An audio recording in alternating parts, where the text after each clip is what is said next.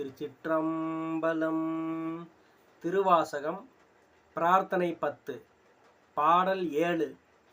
கடலே அணைய ஆனந்தம் கண்டார் எல்லாம் கவர்ந்துண்ண இடரே பெருக்கி ஏசற்று இங்கு இருத்தல் அழகோ அடிநாயேன் உடையாய் நீயே அருளுதி என்று உணர்த்தாதொழிந்தே கழிந்தொழிந்தேன் சுடரார் அருளால் இருள் நீங்க சோதி இனிதான் துணியாயே சுடரார் அருளால் இருள் நீங்க சோதி இனிதான் துணியாயே.